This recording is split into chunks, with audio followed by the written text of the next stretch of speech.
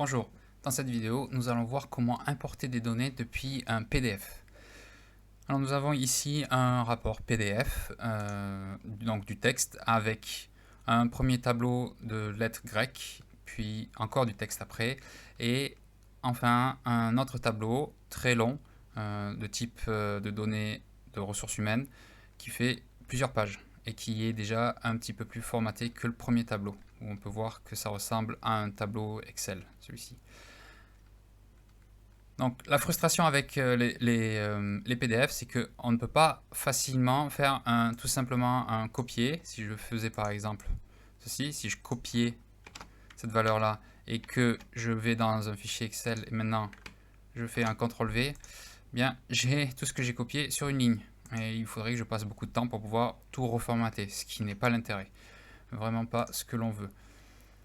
Pour pouvoir importer des données depuis un PDF, ce qu'il faut faire, c'est directement utiliser les outils qu'il y a dans Excel.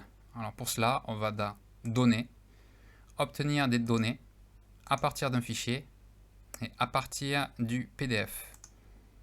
Ici, Excel me demande de choisir un fichier, n'importe lequel, de type PDF, et j'ai ici mon rapport que je vous ai montré. Donc je dis importer. Excel fait une analyse de ce fichier pour pouvoir estimer s'il a des tableaux ou pas. Il trouve ces 9 tableaux ici. Donc si je fais un clic gauche sur ce tableau, je vois mon premier tableau avec les lettres grecques. Et puis après, le tableau table 2 à 9 sont mes données réparties sur plusieurs pages de mes données RH. Je vais agrandir un petit peu cette fenêtre pour qu'on puisse mieux voir.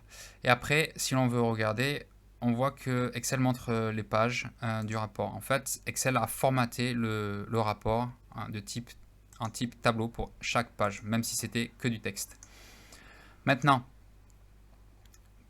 pour la première partie, ce que je vais faire, c'est je vais utiliser ce tableau pour pouvoir vous montrer comment transformer ce tableau PDF et l'importer dans Excel. Alors, ce qu'il faut faire, c'est on pourrait faire charger pour pouvoir le charger directement dans Excel. Mais quand on regarde, la première ligne n'est pas l'entête alors que ça devrait l'être. Donc, ce que l'on va faire, c'est on va transformer les données.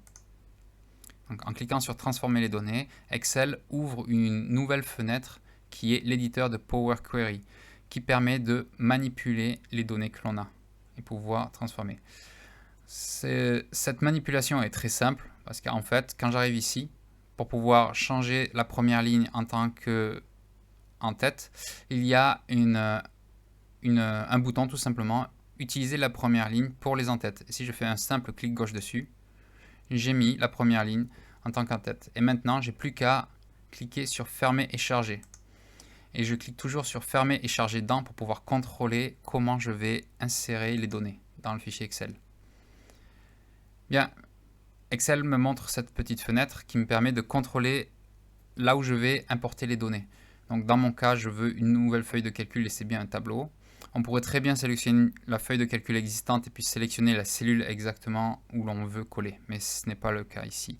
Donc je fais OK.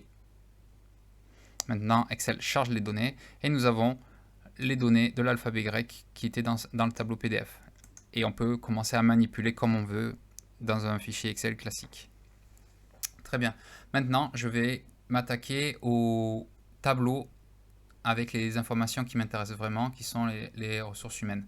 Donc, je vais dans Données, obtenir des données à partir d'un fichier, à partir du PDF. Je sélectionne le même rapport, importer. Excel fait son analyse. Et je veux sélectionner les tables de 02 à 09. L'inconvénient, c'est qu'Excel ne me laisse pas faire ça. Il faut que je coche sélectionner plusieurs éléments. Et à partir de là, Excel me permet de pouvoir sélectionner chacun des éléments que je veux.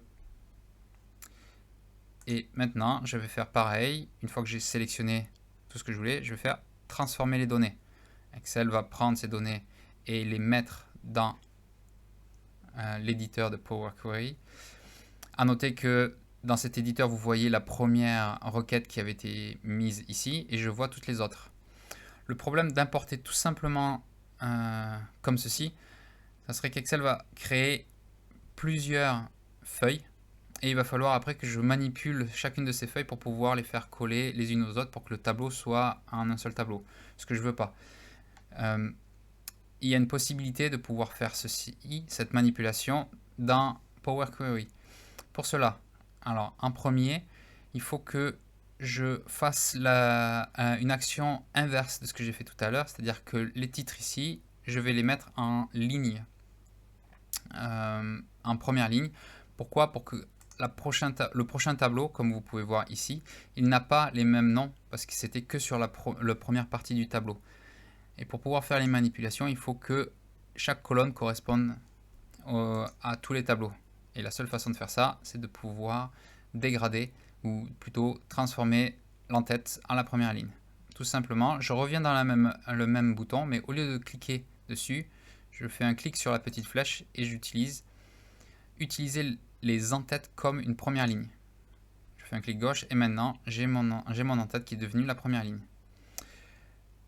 Et maintenant, ce que je vais faire, c'est que je vais ajouter chacune de ces requêtes ensemble pour pouvoir faire un seul tableau. Donc ici, je vais cliquer sur la flèche ici à droite pour dire ajouter les requêtes comme étant nouvelles, c'est-à-dire que je crée une nouvelle requête pour pouvoir faire cet ajout. Excel me demande si je veux ajouter 2 tables simplement. Non, je veux plus, au moins 3. J'ai la première table que j'avais sélectionnée, la table 02, et je veux toutes les autres. Donc je fais de 02, Shift, clic gauche à ma dernière table que je veux, 09. Je clique sur ajouter et j'ai bien toutes les tables que je voulais. OK. Maintenant, Excel vient d'ajouter toutes les données ensemble et on voit qu'on a un seul tableau qui est continu avec toutes les données. C'est très bien, c'était exactement ce que je voulais. Maintenant, il faut que je fasse le processus inverse comme tout à l'heure pour les titres de ce tableau. Et j'utilise la première ligne comme en-tête. Donc en cliquant sur le bouton, utiliser la première ligne pour les en-têtes, j'ai fait l'action. Très bien. Dernier petit point ici, ce que je vais faire, c'est que je vais changer le nom de la requête et dire que c'est une extraction données ressources humaines, entrée. Et pareil, je vais venir ici maintenant, fermer et charger, et je sélectionne fermer et charger dans. Voilà, et je veux que ça soit tableau, et bien une nouvelle feuille pour chacune des requêtes. Alors là, Excel va charger toutes les requêtes, donc je vais avoir les 8 requêtes précédentes, plus la nouvelle que j'ai créée. Donc Excel est en train de toutes les charger. Voilà. Je peux voir maintenant extraction de données RH qui est un seul tableau avec toutes mes données que j'avais dans le rapport précédent. Et vous pouvez voir qu'il est assez long puisqu'il y en avait 280. Je vais jusqu'à la ligne 280. Comme j'ai dit tout à l'heure, Excel a chargé chacune des petites parties du tableau. Elle ne m'intéresse pas, donc je fais un clic gauche sur table 09 et puis je vais jusqu'à la table 02 ici avec un shift clic gauche. Maintenant, je viens de sélectionner toutes les tables qui ne m'intéressaient plus. Je fais un clic droit, supprimer. Et oui, je veux supprimer ces tables-là. Donc maintenant, je vois que j'ai ma première table avec l'alphabet grec et j'ai la table qui m'intéressait avec les extractions des données. On peut voir une petite coquille, j'allais dire, ici. En fait, comme le titre était sur 2 lignes, ce qu'il faut faire, c'est juste F2 pour lui, pour qu'il puisse se mettre comme il faut et prendre en compte le fait que c'était sur 2 lignes.